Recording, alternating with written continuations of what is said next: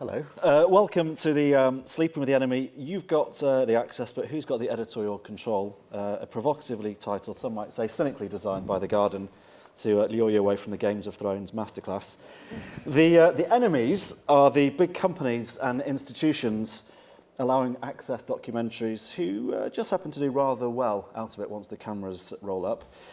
You can hear the post-broadcast tills ringing at the moment at Liberty's or afternoon tea surging at Claridge's, if scones do make a noise. Having consensual but maybe questionable televisual intercourse with these global brands, our production companies and commissioners here to defend their choice of bedfellow are some of the cream of the cream tea of the industry.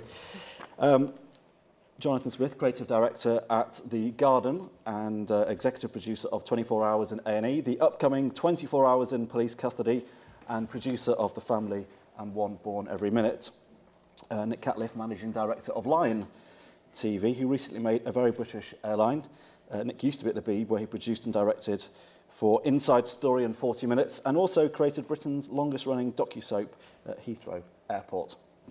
David Clues is the creative director of 2-4 Productions. He's the exec producer of Royal Marines Commando School, currently on Channel 4, educating Yorkshire, Essex and the upcoming Walthamstow. And Jo Clinton-Davis's control of Factual at ITV. In her previous life, she made a string of documentaries for Inside Story in 40 Minutes. Now at ITV, she's been responsible for The Long Lost Family, HMP Aylesbury, Our Queen, and recently Inside Asprey. Now, being the professionals that these four are, these are people who live and breathe the companies, institutions they get access to. So they won't have any problem in answering a very basic question about the precincts, they say on TV, that they've had access to. Jonathan, you, of course, will be intimately au fait with A&E procedure, so you won't have any question with this. Should people with stable neurological symptoms from acute non-disabling stroke or TIA who have symptomatic carotid stenosis of less than 50%, according to the NASCT criteria, or less than 70%, according to the ECST criteria, should they undergo surgery? Depends if they've signed a consent form. Which in television terms is the correct answer. In A&E terms, of course it's no. You need to control their blood pressure and cholesterol. Nick, you know all about airlines, clearly. In the event of having to perform an emergency landing on a commercial, note the stress on commercial airliner, just before you touch down, you'll need to raise the nose of the aircraft by how many degrees? On a commercial airline? Yeah. Well, it had been a military airline. I've absolutely no idea at all. But pretend everyone's lives are at stake. They're on your plane at the moment. If I was there, if I was that moment when they said, "Can anyone fly this plane?" I'd obviously volunteer. And although I can't, I'd say 8 degrees. You'd say 8 degrees because you're still in the mindset of the small aircraft. When in fact, it's 15. 15. Yeah. If you could bear that in mind. It's fine. Okay. Just don't let me know the controls. David, if a Royal Marine, who of course operationally you know intimately, if a Royal Marine is done equipped, the assault course, so. well, hopefully you'll have picked up a .338 rifle, L96 sniper rifle. Up to what distance, if you wanted to maybe kill a commissioner accurately, up to what distance could you hit them during the first line of fire? 75 metres. You could, but you could actually go up to 600 metres. If you wanted to harass them, you could go up to 1100. Jo, HMP Aylesbury, now HMYOI Aylesbury, of course. If a prisoner there wanted to watch all their favourite hits and their favourite penitentiary access documentaries on ITV, how much would it cost them a week to have a television set? Well, that's a really, really good question. They might have to go out and commit a few crimes in order to afford it. But how much in prison do you have to pay a week to have a TV inside Aylesbury? I'm afraid I have to hold my hands up, Gov, and say, I don't know. Okay. Anyone else? 50p. Close. It's £1 a week. Right. Which is good Fantastic value for considering all the hits you can get. Do they need a licence fee as well? I hope that's, 50, and they're just watching ITV exclusively. I'm assuming that that's a privilege, a prison privilege to watch ITV exclusively, because that would be really worth their while and be really good for rehabilitation. I think we'll chat with the Home Secretary, but I think that probably is the case. Yeah. So access series. They're great for ratings, good for international sales, and not bad at all for the companies who allow, as each line probably says, unprecedented access. Or has it all become a bit too cosy and controlled with super detailed access agreements and press officers wearing earpieces? That's what we're going to discuss. We're going to look back to the golden heyday, if there ever was one, and look to the future to see where access is going to end up. But to kick off, we'll watch some clips from some recent access hits. 2 playing series coming on at once. Consider this group therapy. You know, you've probably all been feeling a little bit guilty about these hits and what underpins them. So you can speak amongst friends here and anyone else that wants to watch it on YouTube. In terms of the conditions which are laid down at the beginning, the parameters, what did you have to agree to with the MOD to get access to the Marines, and what? Well, the first thing the MOD said, they didn't want any swearing in it. So obviously we didn't agree to that. It's a protracted process. We took probably, before the rig went in, it took about 12 months of negotiations. So, and sort of research and development, but there was a sort of 6-month window where we spent a lot of time on a sort of, a charm offensive, saying how great we were and you could trust us. Detailed conversations around, well, first off, we had to, they were actually being pitched to by other production companies. So we had to sort of, win that first. And then once we'd got that, it was a case of sort of negotiating through. Did you win that by rowing back on some of your demands? No, I don't think so, because actually the other companies were going to do something much more traditional. It was much more of a risk for the MOD letting us put the fixed rig into they'd never done that before, so they were very nervous around that, because there's sort of no control in many ways with that. I mean, there is then a process in terms of the protocols that we put in place and the viewing process sort of, towards the end of the rough cut of an episode. So they have some safety net, I guess. What would you have liked to have been able to do, which they didn't let you in the end? They were very nervous around nakedness. We took out a lot of cock shots. And there'll be a director's cut, presumably. So we were, but I guess actually it's more of a issue around sort of personal, sort of private issues around individual characters that made us. We would then think, is it fair to put that out rather than sort of any huge things that the MOD had issues with. The big thing that they were paranoid about is institutional bullying. So, what would we do if we saw someone who was being bullied? We never felt as though we did see that, and if we did, we would have reported that up. But there'd be times like, oh, really, is that okay that they're being made to do 100 press-ups in the rain and screamed at in a quite a very aggressive way? So there were things where we were sort of like, oh gosh, is that all right? And of course they're completely fine with that.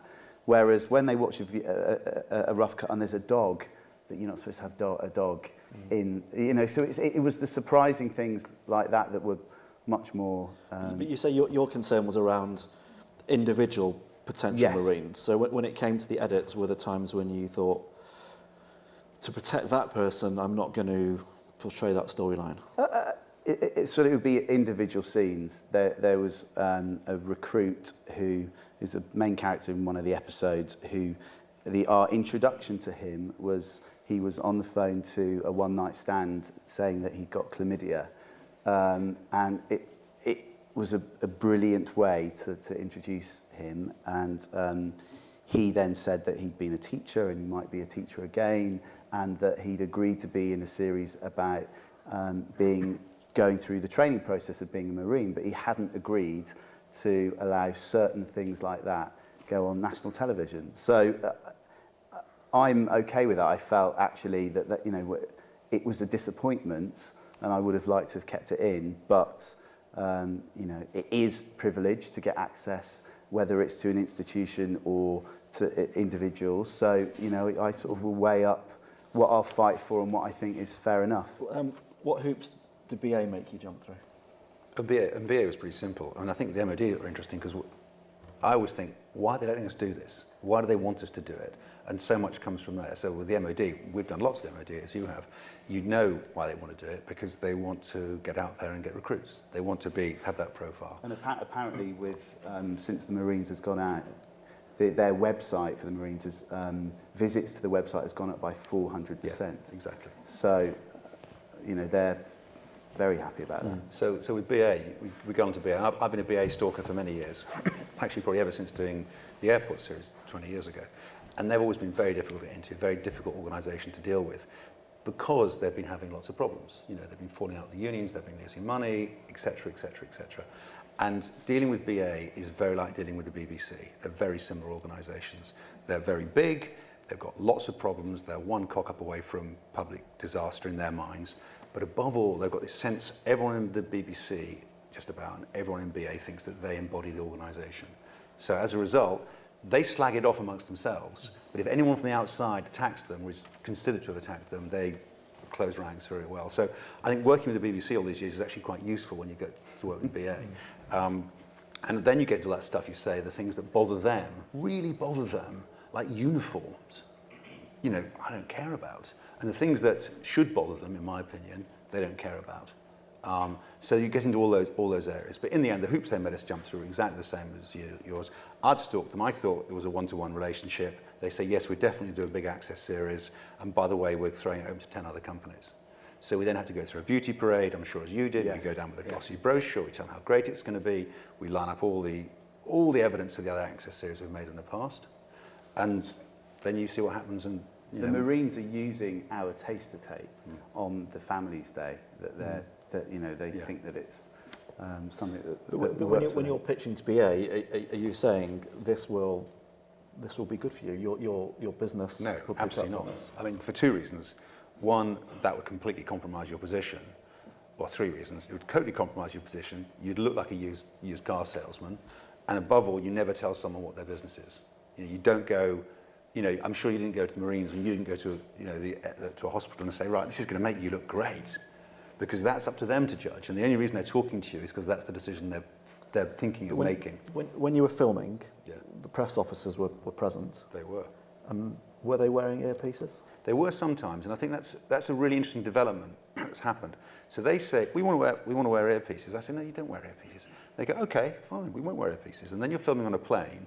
And so we're filming you, and there's a press officer there, because planes are noisy places. So actually, I came around and went to the production team, who were very anti it, and said, look, let's just give them earpieces. It makes our lives a lot easier, because those press officers are under so much pressure to be aware of what's going on. They never stepped in and controlled it, but when they went back to their boss, or their various levels of bosses, because again, it's a hierarchical organisation, they were required to say, so what did they all talk about?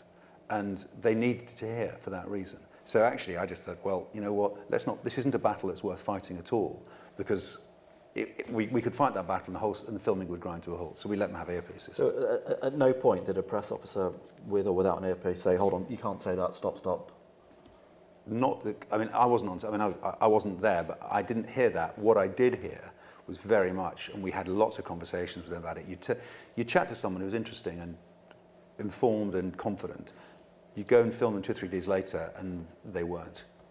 And that's clearly because there'd been quite a lot of discussion about what you were and weren't going to say. So that was a rolling conversation. And James Rogan, the series director, and Max Shapiro were very good at getting in and saying, look, you've got to stop doing this, because this person is really good, is a great character, for all these reasons, knows their job, and you are putting so much pressure on them not to screw up.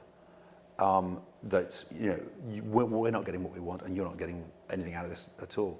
And they were interesting on that. They came back and said, okay, we'll stop doing that. But what you've got to understand in an organisation like BA is they're worried about screwing up on camera, not so much for the viewing public, because their boss, or their boss's boss, or their boss's boss, or all the 14 levels of management above them, literally 14 levels, it's even worse than the BBC like that, may come down on them. So there is a level of genuine concern there as well. But definitely, we had to I mean, every day of the week talking to the press office about it. I was down at that.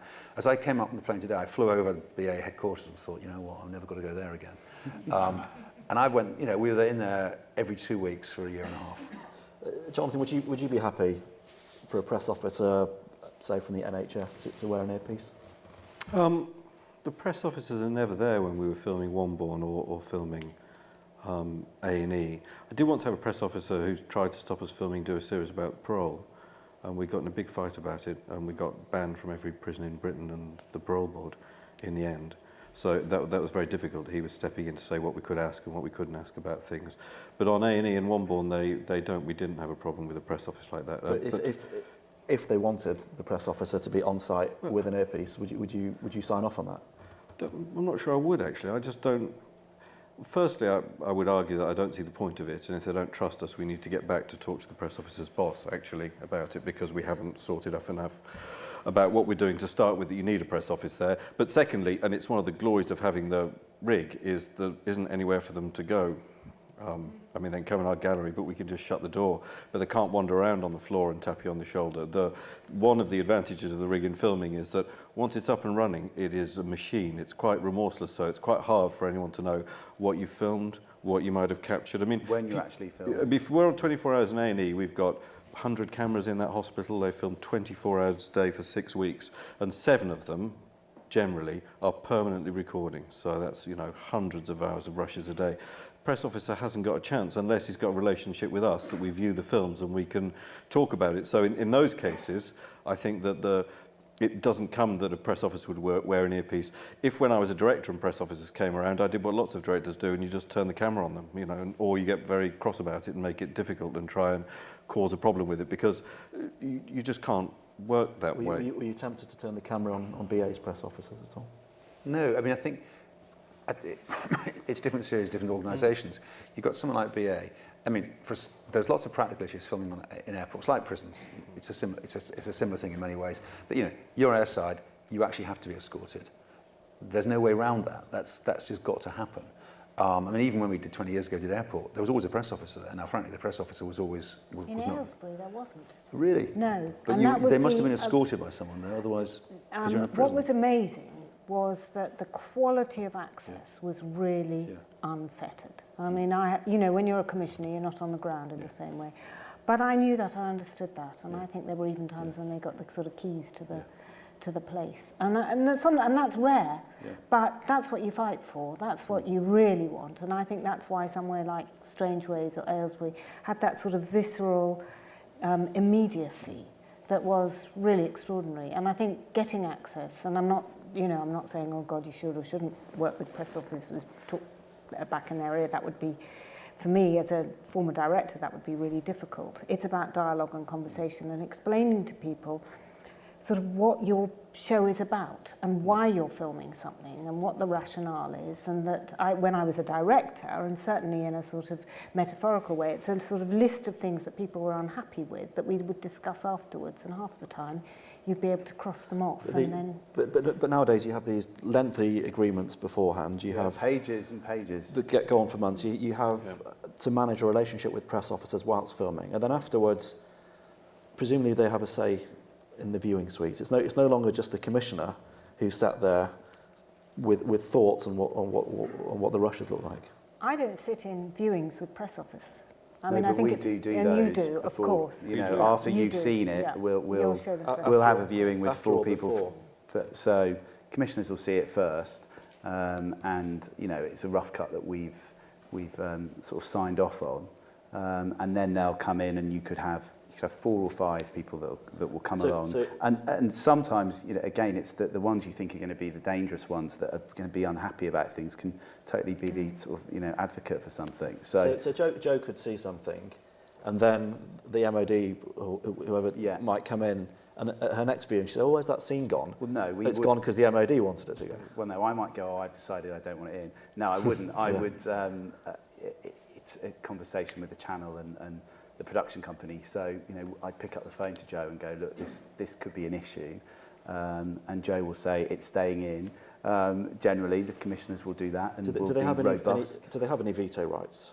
Well, it's around factual inaccuracies and professional misconduct. So it's a bit, can be a bit sneaky that they'll say, oh yeah, well, you know, that's no good. He could get sacked for that.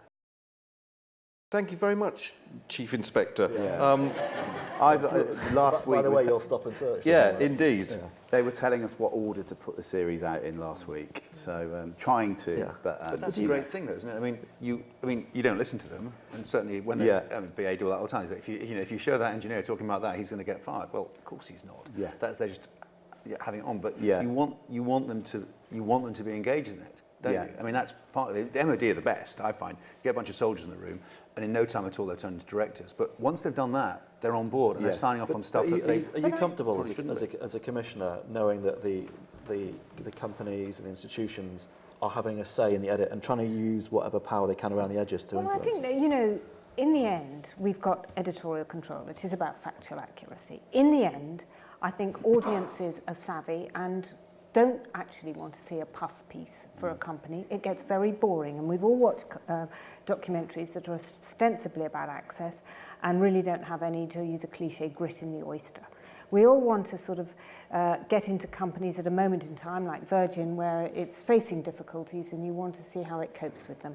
And these organisations are savvy as well. And they know that the audiences are savvy. Do you think most people watching would realise that MOD or BA execs have access to the edit and these agreements have been signed? Because the VO will no doubt say unprecedented access at the top, and people will buy that. Well, it can be unprecedented access. I don't think they're mutually exclusive. I think the way you know, we're in Broadmoor. We're doing a series in Broadmoor. I think that's sort of unprecedented access, she says, qualifying it. But, you know, I can't remember a series on Broadmoor. Of course, you work with the authorities because there are real issues of there are victim issues, there are issues of mental health, there are issues of informed consent. And every situation that you're in alters the cases, you know? But I don't think people are, you know, so of course you work with them, and of course they have input, and of course it's collaborative, and I think audiences must understand that you're working with organisations. I don't think that, but I think they would feel deeply, deeply unsatisfied if it's just a piece that sort of says how great a company is. It looks like an airline video, and they're savvy enough to know that actually a great factual piece, whether it's a format or a documentary or whatever, is about story. And story is about ups and downs and twists and coming round and adversity and then triumph of hope. And sometimes it's not triumph of hope. We did a one-off about Champneys that was really, really hardcore. I mean, it was tough on Champneys for ITV to do that. And, you know, but in the end, Champneys saw it. They could see the warp as much as the weft. But, you know, and I don't think that we were in hock to Champneys, you know, and I think audiences appreciated but television's more than just stories. It's about sometimes holding institutions to account. You're representing the viewer, the licence fee payer, in terms of, if, you know, with the NHS, you're trying to show whether this vital national service is working. But that's a fundamental difference, isn't it? I mean, I think we were talking about it actually earlier, that most access documentaries aren't doing that. They're exploring it, they're taking you to places you haven't been. There's, you know, the emphasis is always on character and narrative. That's what it is. That's what it is. It's not the emphasis. If there are issues in there, they are nearly always, these days, and I'm not talking about my series, all of them, they're nearly always much more inferred, implied. These access series that we're talking about now are not intrinsically journalistic, I think. They're much more about documentary, about taking you somewhere that you wouldn't otherwise go. And therein lies, without doubt, areas of compromise and areas of not compromise. But in most of these places, if you're really holding institutions to account, you're not doing it through this way, you're doing it through a current affairs approach. And that's a different thing entirely. We can bring in some of the older clips from the trust and airports, looking back at this, which might be interesting in terms of were they more about trying to hold people to account. It was a very different thing. I mean, it's worth seeing. So let's have a look at some of our greatest hits. I mean, it's striking when you see the consultant he was telling us that there's ward overcrowding. That feels that, you know, it's more than just a story. That's telling us something about the state of our country, and that feels important. Yes, well, it's a different approach to Yeah. making documentaries. That series was Absolutely. commissioned when New Labour took over and was absolutely about the New Labour reforms, which were more consultants, more beds, more nurses, and it was great to film because I've been trying to make a film about the NHS reforms now, which are behind closed doors and you don't see, and about stakeholders, but this was the front line. Are there enough beds? Are you queuing for too long? And so we were in a great place, but interestingly, when you say sleeping with the enemy, you sort of think with access. I mean, when we got access to that trust, firstly, I would say there was more of a sense that they were more naive, but also that they just should be open to scrutiny. We just arrived, and the assumption was you could talk to anyone. Everyone knew that that doctor, Prof Hampton, would be brilliant telly, but they never even tried to stop us. They said, "Are you filming with a prof, are you?" "Yeah, of course you are." And Could you make something like that today? well, I don't think reforms are done in the same way, but equally, I'm not sure it would be commissioned in the same way to make a political series. I think you get A&E, which is about the lives of the patients and the lives of the doctors and nurses who treat people and about the experience of being on the front line, but not about the politics of care in the NHS. It's not mutually exclusive, though. I mean, Well, these things can be woven in. I suppose I would say that if you think in a documentary that your main components are issue, story and character, the trust was made when the issue was the foreground. That's absolutely there. Go to Nottingham, go to the hospital, find stories that relate to that issue and hopefully get some good characters that go along with them. And I would say now what you're sent out to do is to find really good stories and characters that will take you into an issue, which is probably the last thing that you come, and it's a different way that we consume television. And interestingly, you see that, and that looks like much better access, and that we were fighting harder for it. But actually, the hospital, I remember talking to the chief of the hospital, he was really pleased to see those doctors fighting. The point of the NHS reforms, as he saw it, was to put patients front and centre of the care and system. And so to see doctors fighting away and squabbling, he thought would empower him, actually, that everyone would say, look, stop fighting amongst yourselves and treat the patients. So he was quite happy for us to wander around the hospital, find Prof Hampton, wind him up, get him going on about the reform. So it wasn't that they had a different agenda. It's not like that they had a PR machine that was pulling their hair out about this.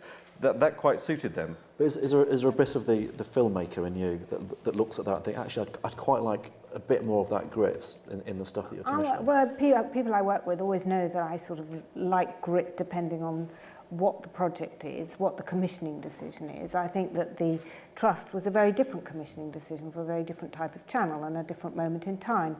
And I think that, you know, there are different access projects. I'm always interested in story. I'm always interested in journalism. I think that, but as Jonathan says, we don't sort of start with the hammer of the issue. We start through the characters and storylines. So obviously something like The Zoo is a very different proposition pre-Watershed, where actually it's just a privilege to see the relationship between keepers and animals and how it works, the cogs of this enormous organisation, and that's fascinating in its own right. That's different qualitatively from, say, looking at, you know, the life of a prison. Actually, I think, in a way, looking at that, and I'm sort of banging on about prisons, and we do lots of access right across the board, and I'm thinking of something else as well, but Aylesbury and Strangeways had real problems and issues at their heart. There were riots, there were, you know, violent attempts at violence that went on there. There were things that kicked off, and you thought, my goodness, it was every bit as hard-hitting in a way and issue-driven as the Trust, but just through the characters and storylines. And when we showed those prison films, and I think it was Aylesbury, to the staff at BAFTA, we had a screening, they all stood up and applauded, because what they loved was the authenticity and the sense that I thought, oh my God, you know, it's so hard-hitting, what are they going to think? And actually, of the problems that the staff have to deal with. And it was a bit like that doctor, you know, in a way. So you can be hard-hitting. And I'm a great believer in programmes working at different levels, the character, the human drama, you know, but as well, sort of being about something. I hate films that aren't about anything, and where there's no sort of... But there's less chance that you'll stumble across something journalistic if you're being chaperoned by a press officer, I mean, or if you've already signed lengthy agreements. With educating, you know, it takes a long time to get into schools, and we talk a lot around trust, and the staff are incredibly nervous about how exposed they will be, and we will, I think you can get the balance right. You can still see a teacher struggling, but we won't always show the most extreme behaviour.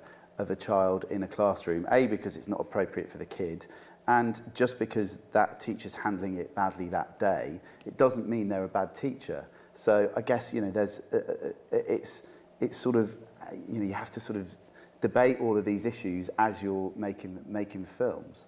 And, you know, we definitely would show teachers things where they would remember something differently to how it had played out in when we'd filmed it. But, you know, you can then normally sort of talk them round in terms of why you want to show that, and if you put the sort of context of how they've handled that situation with that kid, then normally you can get there. So none of you have had any moments where, looking back on a series, you think, I feel a little bit grubby there. My sort of televisual integrity has been compromised.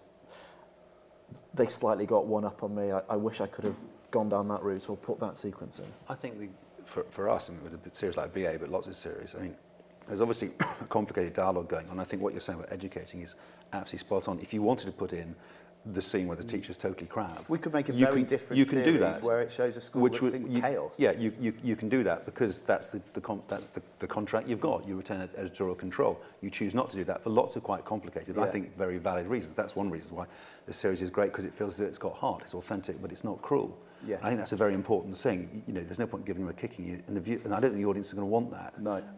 With someone like BA, again, we have the same contract. We had very, very, very frank conversations in which we said, well, look, that's what it says. You know, it's not factually inaccurate. It's fair. We're putting it in. There were lots of things they hated. Where they do control you, and where everyone controls you to some degree, is access.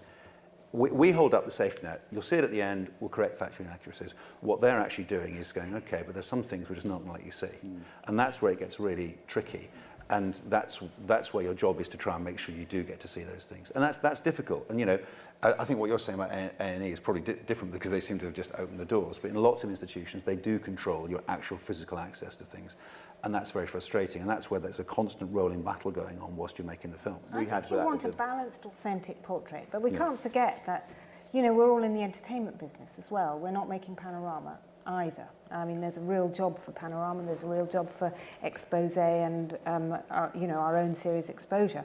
I think that, you know, part of our job is to transport people into worlds that they either haven't been to before, or they've been to, but this is like a school in a very, very different way, and to give them a genuinely enriching and entertaining experience that they'll talk about. And I think that they absorb some of the issues by osmosis, because you sort of see it in the Twitter feed of what they're talking about, and how could that happen, and how could that happen, and, you know, why doesn't the government... I remember doing something called Weight Loss Ward, and Weight Loss Ward actually was about the NHS spending an absolute fortune on giving obese people treatment. And there was one guy who was about 46 stone who was still eating crisps and whatever, and the hospital weren't sort of, I can't remember, intervening or whatever. And there was such a sort of debate on Twitter and, you know, around it about the way we treat obesity in this country. And in a way, I was excited about that. I was delighted, because it was through the characterization, through the sort of dynamic between medics and patients' families and nursing staff, and what they could do and what they couldn't do. And it all came out, all the issues, in the hands of, I have to say, a very good, talented director, Anna Hall. It all came out, but it was done through character, and it was sort of entertaining in the broad sense. I mean, if Virgin Airlines had a very successful YouTube channel of their own, they wouldn't need you. If they could bring that sort of audience to their own YouTube channel, your series could run on their channel. I'm not quite sure what you're saying there. That you're saying that we're just going to reflect life as it is, and not editorialise, not tell a story. I mean, they could go in and put their. I'm sure they have internal promotional videos. Most companies do. You know that. That's not a story. That's not an editorial viewpoint. That's not a way of creating a narrative. So I think there'd be if they were savvy, discrete... they could have an editorial sound, but still sympathetic product running on their channel. No, that's missing the point entirely, isn't it? You come to it, yeah. you trust the broadcaster. I mean, there it's is a mass audience with if it's sitting on a broadcaster, I don't know, I think as a viewer, you think, well, if it's on the BBC ITV Channel 4, it's not being put out by Virgin. It's not a corporate video. And also, let's face it, they wouldn't have the discipline to do it, because if Virgin were making a film about themselves, it would all be wonderful and glossy, and there'd be no grit at all. And we know that. That's why they know they've got to be in this space.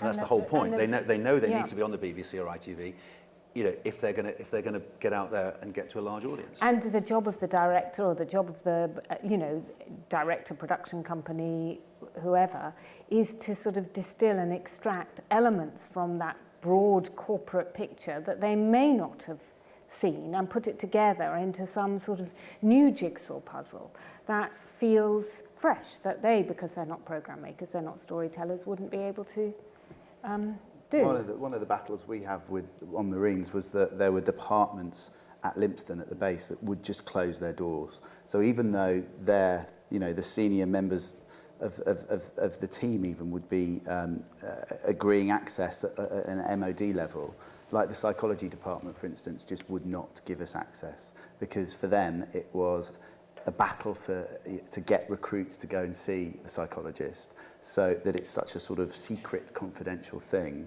that even after months and months of sort of trying to get in there, they just wouldn't give it to us. So what that then means is it's how you can then tell the story. There were certain recruits that did end up in the psychology department, but so it's, you have to, as filmmakers, try and find a way around it, I guess. Yeah, sometimes that works for you. On Womborne, the most difficult access we had were junior doctors who were worried that they'd be filmed doing something wrong.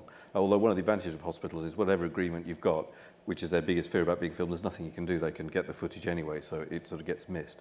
But the other was anaesthetists who generally, some were very enthusiastic and took part, but generally it's hard to be an anaesthetist on a maternity ward, because there's never any good news. Nobody comes in and thinks, God, I'm really looking forward to my epidural. The birth plan is not, I'm going to wait 9 hours and have an epidural. And so they feel quite defensive, and they're often in quite difficult situations with people, and we got some of that, but not all. But they wouldn't let us film some of the most extreme C-sections, that if you go in for an emergency one, they wouldn't let us in. And of course, because you're sort of, as filmmakers, chasing adrenaline, that seemed like a terrible idea. But weirdly enough, it worked better for us, because the truth is they're brilliant at doing those, and nothing ever goes wrong, and you can't see much in there. They whip the baby out. And actually, when they take someone in for that emergency, they can only take one person with them. So almost always someone's left, the father, the mother-in-law, someone's left in the room alone. And of course, actually, as filmmakers, you chase the action, but luckily they blocked us from doing that. And the person you want to speak to is the person who has to sit for 15 minutes thinking, is my daughter going to be born, or are they not? And we were lucky with that. Sometimes when they try and stop you, you find a way around it that actually makes for better filmmaking, and that was absolutely the place to be sitting filming those people who have no insight at all. We're the person going in with them. Yeah, Absolutely. And the irony was that when we went back to Bristol, to Southampton to do it again, and we met with them, the anaesthetist came and they complained about how few anaesthetists were in the series. Even people who refused it, they said, it's not really that accurate to look at births because there wasn't enough about anaesthetists in it. They should speak to the coppers. Yeah. Okay, let's throw this out. We've got a few minutes left. Has anyone got anything they would like to contribute? Is there anyone here from BA or the Royal Marines? Yeah, chap over there.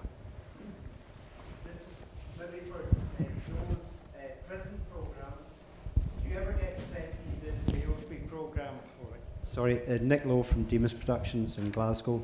Did you get the sense at all during the Aylesbury programme that the presence of your cameras were, when you're talking about volatile characters that you get in a prison, they were playing up to the cameras? And if you did get a sense, what did you do to combat that? Well, I'm not on the ground, but of course it's a really valid question. But I think all you can know, I mean, it's a question you ask as a commissioner, and you're interested in how that process works, and you're mindful, especially if you've been in production yourself. But I think that because all the people at the prison recognised the reality of this and the authenticity and validated the fact that it wasn't the presence of the cameras, thankfully, then, that was okay. I think that, if it had been, we'd have had to have thought carefully about whether you actually put a line in there, or whether you discuss how that, obviously if it had been really something that had been created by the cameras, we'd have thought very differently about it. If there had been, sort of, look at me, mum, and whatever, we might have said in the commentary, some prisoners were playing up to the cameras. But in D-Wing, they didn't know, it was a different story. But I think you have to reflect the situation in a way that when people see themselves back, whether it's for the factual accuracy moment or on transmission, they recognise this as a world that they belong to and it feels authentic. And I think that's really important. Okay. Yeah, lady there. Hi there. My question is about getting off on the right foot with press officers. Say you have a great idea and you're like, brilliant, now I need to contact the MOD. Did you go to, say, someone within the Royal Marines first to sort of plant the seed and then go officially to the press officer? Or did you go to the press officer directly first, only for them to sort of... This is for everyone, by the way. Or do you go to the press officer and risk them just ignoring you? With the MOD, you go via the MOD, there's a system in place. So they don't like it if you just rock up at the Lympstone and sort of talk to the press officer on the ground. There'll be someone on the base, but really it's controlled at a much sort of senior level back in London. So you sort of go for that. But say if you have a contact that you know and that's how you got the idea, is it worth talking to them? Well, you could do that a bit, yeah. But I guess it's with someone that is all about sort of systems, you have to be seen to be doing the right thing. And when would you not go to the press office first, though? Well, I mean, actually, most in terms of sort of educating and stuff like that, they don't really. You go in via the schools, but then you have to go to like the local authorities. So you sort of do that, and you could have access to a school, and then the local authority will shut it down. So with that one, we do go via the schools first, and then contact the press office in the local authorities afterwards. Do you mind if I ask what everyone else thinks? Well, cultures vary, I think. There was a press officer in the prison office who's gone now, Debbie Kirby, who was incredibly powerful, and if she didn't like you, you wouldn't get anywhere, and if she did, you get places. But she really ran the place completely. Hospitals, press officers are gatekeepers in a way they aren't at schools or other places. Yeah. And different hospitals are different. In Southampton, it wasn't nearly the same. We barely saw the press officer. They introduced us to the chief midwife, and they got on with it. Whereas King's, the press officer, Chris, was across much more of it and wanted to be across everything that went on, so they vary. But my guess of getting in is you should always go to the press officer because it's just pain if they're pissed off with you. But then you need to find who's in charge of the bit you actually want to film, because then they will be your protector against the press office, actually, if they like you. You just need a secondary relationship to protect you. So far, they've all got off quite lightly, and everyone's sort of agreed with each other on. There's been no, degradation of televisual standards as a result. Does anyone have any qualms about the way access documentaries are going and the agreements, perhaps, that companies and institutions are putting in place? Yeah. It's a specific question to David about the negotiation. Oh, thank you. About negotiating your access with the MOD. So when they said to you, "We're worried about institutional bullying," how did you allay their fears, or what did you actually agree with them? Because if you'd had a story where there was some form of bullying, but it was incredibly interesting and it was affecting your character, how did that compromise you? It didn't actually. I mean, most of it is conversation. So, and that happens over months and months and months of time. What they are worried about if we film something, and it works on lots of levels, that where it could be around bullying, it could be if someone is endangering themselves or endangering others, inappropriate behaviour. So you sort of define lots of things within a protocol, and what you do, we don't say that we would stop filming, we would say that we would then report it up the sort of chain of command afterwards. And I guess because with the rig and that series in particular, we spent months and months down on the base before we started filming, you get a real sense of how it works, because some of the corporals really do give the recruits, they sort of call it a bee sting. They'll be screaming at them, but actually they don't class that as bullying. So I guess if we had seen something that we had felt uncomfortable with, then we wouldn't have stopped filming. Would we have shown it? I don't know. It never came to that. So what was the actual agreement before filming that you had with them, that if you saw something you would refer it to them? Was Yes. that agreed in writing? Yes. Right. Yeah. Okay. Any other sort of quick points? Yeah.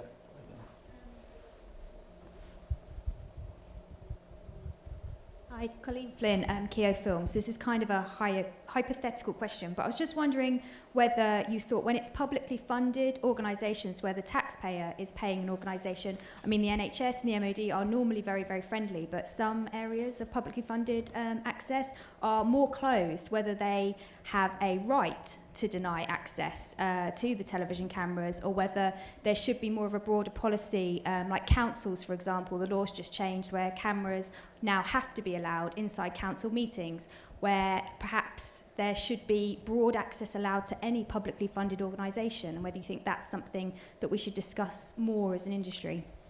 I think definitely. I mean, I think there's, if you go back, I was just discussing it earlier, years ago I made a series in Edinburgh about the courts, filming in the courts. They were the ones who pointed out to us, you know, no one knew this under the 1925 Criminal Justice Act, filming wasn't illegal in Scotland. They thought, well, you know what, cameras should be allowed in. We should have a greater degree of open access. In fact, it was a very difficult series to make, but they took it upon themselves to do that. I think it's almost inconceivable that any organisation, private or public, would do something like that now. They would be very much looking at what's in it for them, why do they want to do it, I think. And I also think trying to make that public good argument wouldn't do well. You know, every organisation is a bit PR'd, every organisation is very self-conscious, and they're not going to do it for the greater good. They're going to do it if they think it's going to benefit them. And there is a difference, isn't there, between cameras in an institution. Look at Parliament and the debate around televising Parliament. And who watches Parliament? I mean, only sad people like me, occasionally, when there's nothing else on. And, you know, so I think there's a difference between the openness in a democratic society, which is incredibly important, and the difference between sort of going in there and taking an editorial viewpoint and making a story. Out of interest, has anyone ever pitched an access documentary at the BBC? I think probably everyone in the room has. And it's has anyone ever got anywhere with it? Well, we made a point of doing it annually for quite a long time, and we were met with, you know, derision on each occasion. We approached The Sun in the early 90s, and they said that we could make a film about them if they could make a film about us at the BBC, and the BBC decided, on balance, no. Would you let cameras into ITV? It would be so boring. Honestly, things on the media are really, really boring. How many... You probably could get into a newspaper, you probably could get into a media organisation, but actually, and I know never say never and rules are, you know, and this isn't sort of ducking the issue, I really think that the only people who are interested in the media are media people, and that there is a real world out there that's much more interesting. Daily Mail. It'd be great to get in there, wouldn't it? Yeah, Daily Mail's slightly different. It's a sort of national, hey, love it or loathe it. It is a sort of national treasure, for better or for worse, isn't it? Okay. That is all we have time for. Thank you for not going to Game of Thrones and to come here. Thank you to David, Nick, Jonathan and Joe, and to Danny Horan at The Garden for setting this up. Thanks, everyone.